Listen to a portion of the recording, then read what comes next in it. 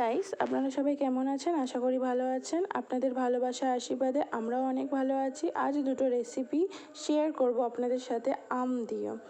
তো কয়দিন আগে খুব ঝড় বৃষ্টি হয়েছে, তো এই ঝড় বৃষ্টিতে অনেক আম কুড়িয়েছি। আমগুলো দিয়ে কী করব, তো ভাবলাম যে একটু রেসিপি করা যাক আর আপনাদের সাথেও শেয়ার করা হয়ে যাবে। অনেক দিন ভিডিও দেওয়া হয় না। ওদিকে দুধটা আমি গরম করতে বসিয়ে দিলাম আর কাজু বাদামটা আমি ভালোভাবে পেস্ট করে নেব। পেস্ট করা কমপ্লিট হয়ে গেছে আর ওদিকে দুধটাও ফুটে গেছে। গ্যাসের আঁচটা বন্ধ করে দেবো। দিয়ে এবারে মিক্সিং জারের মধ্যে কেটে রাখা আমটা দিয়ে দিচ্ছি। তারপর দিয়ে দেবো স্বাদ অনুযায়ী চিনি, দিয়ে দেব অল্প পরিমাণে জল, দিয়ে ভালো করে পেস্ট করে নেব। পেস্ট করা কমপ্লিট হয়ে গেছে। এবারে আমের পিউরিটা বের করে নেব আর যে শাঁসটা থাকবে ওটা ফেলে দেবো। কিছুটা পিউরি আলাদা করে রাখবো, কারণ দুটো রেসিপি বানাবো তাই জন্য। এখানে আমের পিউরির মধ্যে একটু জল দিয়েছিলাম, কারণ একটু থকথকে ভাবটা ছিল তাই জন্য। তারপরে মিক্সি করে রাখা যেই কাজু বাদামটা ছিল, এই কাজু বাদামটা দিয়ে দিলাম।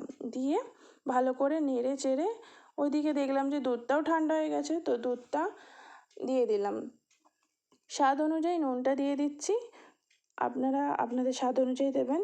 তারপর আমি ভাবলাম যে একটুখানি মিষ্টিটা কম হয়েছে, তাই জন্য আবারও আমি চিনি দিয়েছি। আপনারা আপনাদের মতন দেবেন পরিমাণ অনুযায়ী। এবারে নেড়ে চেড়ে নিচ্ছি। তারপরে আমি এটাকে 1 ঘন্টার জন্য ফ্রিজে রেখে দেবো। নেক্সট রেসিপির জন্য চলে যাচ্ছি। গ্যাসটা জ্বালিয়ে নিয়েছি, জ্বালিয়ে কড়াইটা বসিয়ে দিয়ে যেই আমের পিউরিটা ছিল ওটা দিয়ে দিলাম।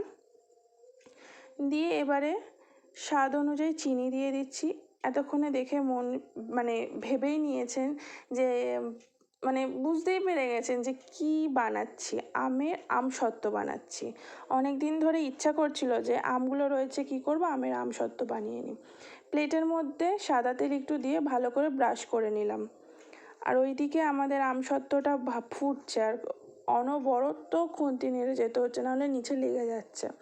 স্বাদ অনুযায়ী নুনটা দিয়ে দিলাম, আপনারা আপনাদের স্বাদ অনুযায়ী দেবেন নুন।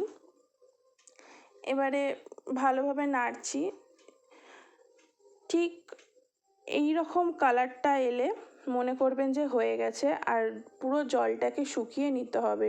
ঠিক এরকম থকথকে ভাবটা আসবে আর একটু চ্যাট চ্যাট মতন করবে। তারপর ওই ব্রাশ করে রাখা প্লেটের মধ্যে ভালোভাবে আমরা ছড়িয়ে নেব আমসত্ত্বটা, দিয়ে এবারে রোদ্দুরে দিয়ে দেবো। আমি আমার ঠান্ডা ঠান্ডা শরবতের মজা নিই আর আপনারা আমার ভিডিও দেখতে থাকুন। বাই।